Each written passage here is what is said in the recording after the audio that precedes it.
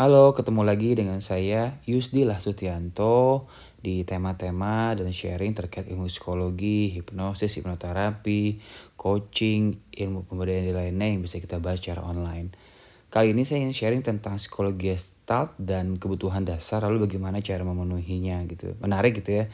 Dan ini bisa jadi salah satu pembelajaran gitu ya buat teman-teman yang suka ilmu-ilmu Gestalt sebagai referensi. Oke, stay tune dan simak ya. Jadi judulnya adalah psikologi Gestalt dan kebutuhan dasar. Lalu pertama-tama kita masuk dulu nih, apa itu Gestalt? Teori Gestalt diperkenalkan oleh Friedrich Fritz Solomon Perls atau dia dikenal dengan nama Fritz Perls. Gestalt dalam bahasa Jerman mempunyai arti bentuk, wujud, atau organisasi. Gestalt mengandung pengertian kebulatan, keparipurnaan, atau keutuhan ini menurut Schultz. Lalu Gestalt juga punya makna keseluruhan, whole, atau konfigurasi, gitu ya. Lalu yang menarik di sini adalah tentang hunger. Jadi kata Gestalt, manusia itu punya hunger, yaitu sebuah sensasi haus yang dibutuhkan oleh manusia di setiap bagian dirinya untuk mendapatkan kepuasaan. Rasa haus akan kebutuhan fisik, makan dan segala macamnya, psikis, psikologis, emosional dan spiritual. Rasa haus yang tidak terpenuhi akan mencari momen atau waktu untuk memenuhinya. Rasa haus yang tidak terpenuhi bisa memunculkan agresi. Rasa haus adalah kebutuhan organisme untuk membuat dirinya lengkap dan utuh. Nah, siap kita nih, kata First punya rasa hunger. Makanya dalam dunia psikologi ada konsep namanya father hunger, kebutuhan sosok ayah, mother hunger, kebutuhan sosok ibu gitu. Dan ketika di masa kecil itu tidak terpenuhi, di masa dewasa akan mencari sosok-sosok tersebut gitu ya. Lalu apakah Anda menyadari kebutuhan Anda gitu kan? Dengan kita menyadari kebutuhan kita gitu kan, berarti kita sudah berusaha untuk memenuhinya. Tadi Gestalt itu tadi. Ya, jadi Gestalt adalah sebuah cara bagaimana orang untuk memenuhi entah kebutuhan sensasi visual, itu juga bisa sensasi audio, bahkan otak pun punya rasa haus gitu kan untuk memenuhinya. Bahkan saat ini ada konsep namanya FOMO gitu kan, fear of missing out. Jadi orang takut kehilangan informasi, makanya dia akan mencari. Apalagi dengan kemajuan teknologi. Nah, rasa haus ini sudah diprediksi muncul oleh First bahwa manusia dengan segala kebutuhannya dan kemajuan teknologi akan mencari cara untuk bisa memenuhinya, gitu ya. Nah, kata Gestalt gitu kan, manusia itu sebagai sebuah organisme yang mencari sebuah keseimbangan. Kita mengenal namanya homeostasis gitu kan, bahwa organisme akan mencari keseimbangan secara spiritual. Misalkan ketika ada kebutuhan spiritual, mental, psikologi dan fisik. Jadi ketika kekurangan maka terjadi disfungsi. Ya, makanya dia akan mencari cara untuk menyeimbangkan dia, atau terlalu berlebihan gitu kan. Kalau terlalu berlebihan juga orang akan mencari ke posisi awalnya. Prinsipnya inersia, sebuah individu akan kembali ke posisi awal. Jadi dengan prinsip homeostatis ini gitu kan, manusia punya hal itu gitu kan. Lalu apa yang terjadi jika dalam posisi plus ya tadi adanya pemuasan kebutuhan? Dan apa yang akan terjadi kalau kita tidak mengalami perubahan gitu kan, dan apa yang akan terjadi kalau kita mengalami perubahan? Nah, ini dia pertanyaannya adalah apa sih yang terjadi kalau kita nggak mengalami perubahan? Tadi ya berarti kita sedang dalam kondisi istirahat gitu kan. Tadi prinsip homeostasis tadi akan kembali lagi.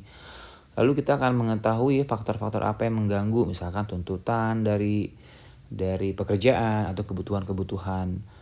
Dan tentu akan menciptakan gambar atau realitas. Fokus pada fenomena gambar latar belakang perspektif. Artinya kita akan mengeneralisasi sebuah sudut pandang berdasarkan tadi kebutuhan atau tuntutan. Jadi respon dari sebuah situasi kita akan mengambil tindakan. Lalu ada penurunan ketegangan, jadi ya kalau terpenuhi ya, dan pencapaian kepuasan.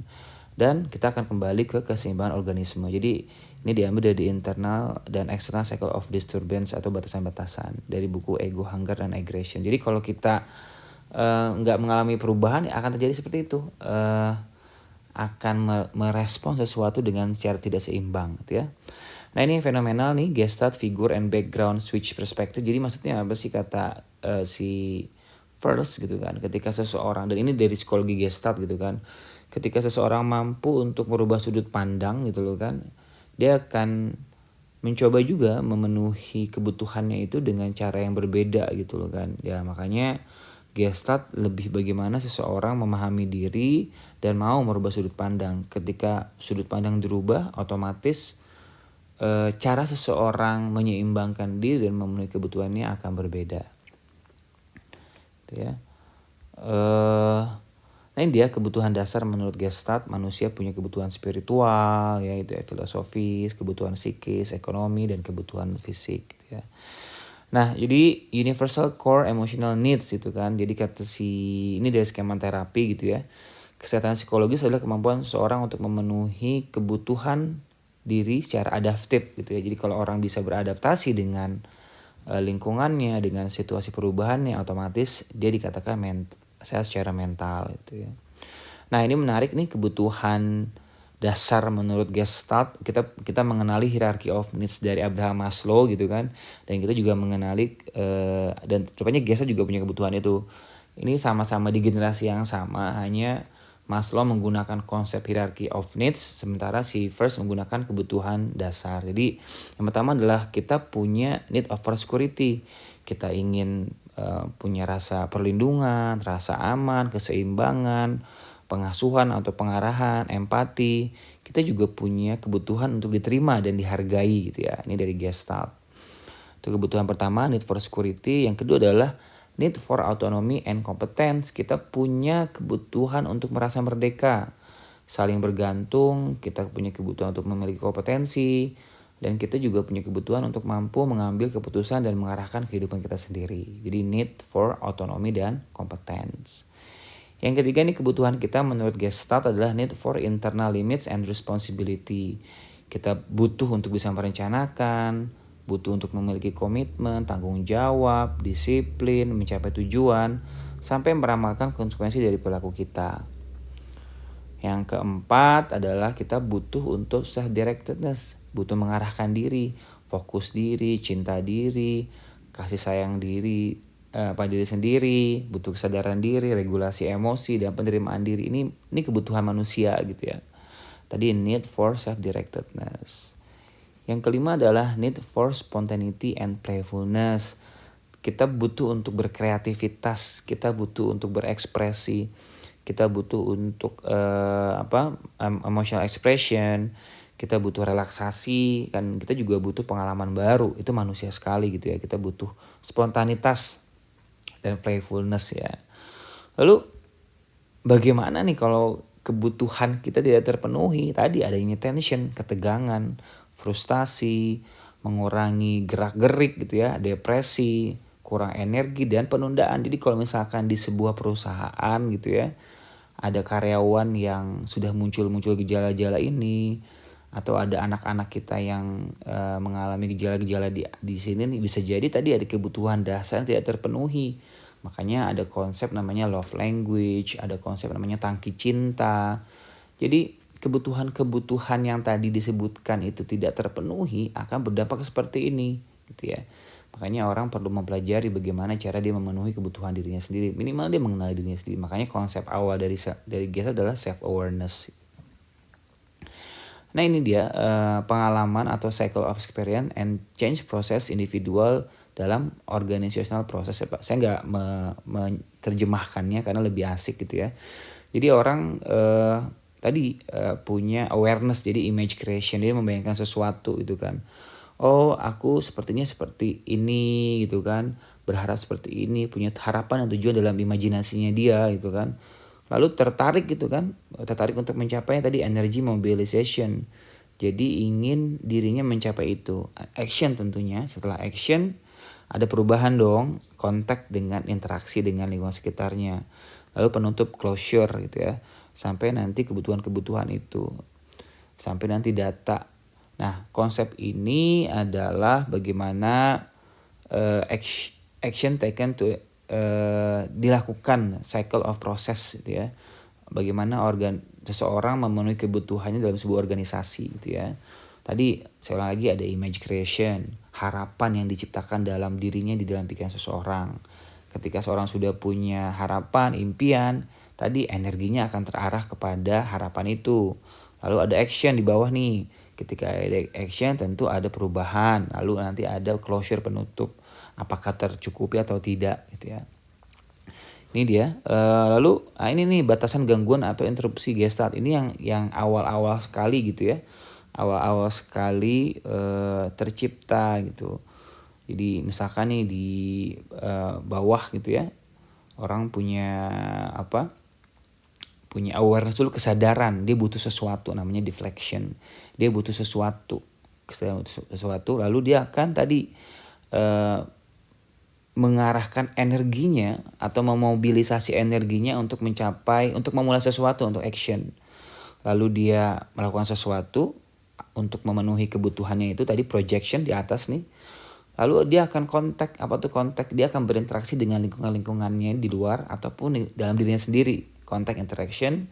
Ketika terpenuhi, kebutuhannya, terjadi kepuasan. Tadi ada konsepnya egotism. Jadi artinya dia merasa aku banget nih gitu ya. Lalu bagaimana kalau dia terpenuhi? Ya tadi dia akan withdrawal gitu kan. Ya semua sudah tercukupi dan aku enjoy saja, letting go. Lalu bagaimana kalau misalkan tidak terpenuhi? Arousal nih. Dia menyadari lagi, bagian ini tidak terpenuhi ya. Nanti dia akan memulai lagi tuh sebuah cycle. Jadi kesadaran, pengerahan energi, melakukan sesuatu, berinteraksi, kepuasan terpenuhi, ketidakpuasan dia akan mulai lagi. Nah ini cycle of Gestaltnya. Jadi lingkungan mempengaruhi bagaimana seseorang berinteraksi. Lalu bagaimana kalau misalkan ini tidak terpenuhi gitu ya. Dan ini akan terjadi kalau misalkan ada sebuah fase dari lingkungan tersebut tidak terpenuhi, terlewati. Jadi dia tidak akan utuh karena pengalamannya tidak komplit, tidak utuh memahami diri, dan bisa berpengaruh tuh ke citra diri, efikasi diri, dan percaya diri. Jadi Gestalt cycle ini diruntut dari anak-anak sampai masa dewasa. Ya tadi disfungsi pada bagian diri, ada part-parts yang tidak tereksplorasi dan tidak memiliki kompetensi di bagian dalam diri kita ya, namanya mini personality. Unfinished business, adanya masalah yang belum selesai, adanya fixed Gestalt, berhentinya pertumbuhan ego yang berpengaruh kepada cara pandang terhadap dunia, adanya kebutuhan yang tidak terselesaikan, lalu pola dan pilihan diri yang tidak terintegrasi. Jadi kalau misalkan cycle ini nggak terpenuhi tahapan-tahapannya atau terinterupsi, ya ini akan terjadi gitu ya.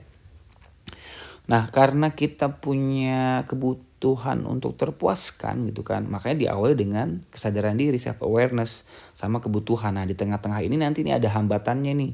Hambatannya adalah ketika seseorang tidak memahami pola dan karakter dirinya, dan dia juga tidak mengenali kebutuhannya apa. Nah kalau misalkan dia tidak memenuhi tidak mengenali dirinya, kebutuhan-kebutuhannya, ini akan terjadi nih. Nah ini dia. Dan ini gitu ya. Jadi makanya tuntutan Gestalt adalah bagaimana orang memahami kebutuhan dasarnya dengan menyadari di mana posisinya dan apa harapannya. Lalu bagaimana cara memenuhi kebutuhan diri gitu kan? Ya ketika orang sudah dewasa gitu kan, atau remaja, dia sudah bisa berpikir gitu ya. Tadi menciptakan support system, masuk ke sebuah lingkungan yang membuat dia nyaman, meningkatkan kompetensi dan kapasitas diri, memiliki impian dan harapan, menerima diri sendiri, acceptance dia, kreativitas diri, menghayati peran, mindfulness nih, memiliki sikap dan mental pembelajar, growth mindset gitu kan, berekspresi secara emosi dan pikiran gitu kan. Silakan berekspresi dengan norma-norma dan nilai-nilai yang ada di masyarakat, dan dialog dan berinteraksi secara sosial. Ini dia bagaimana memenuhi kebutuhan diri, cari lingkungan yang positif. Lalu bagaimana kalau tadi yang kita bahas terpenuhi gitu ya. Jadi kata Gestalt, kata first, kalau orang sudah terpenuhi 5 hal dasar tadi gitu ya. Tadi dia akan lebih bertanggung jawab, dia bisa mengaktualisasikan dirinya, dia lebih otentik, dia lebih dewasa dan fleksibel, dan dia dapat beradaptasi dengan perubahan dan menghargai perbedaan gitu ya. Jadi ini dia kebutuhan dasar dari sudut pandang Gestalt, dan bagaimana dampaknya kalau seseorang bisa terpenuhi kebutuhan dasar itu.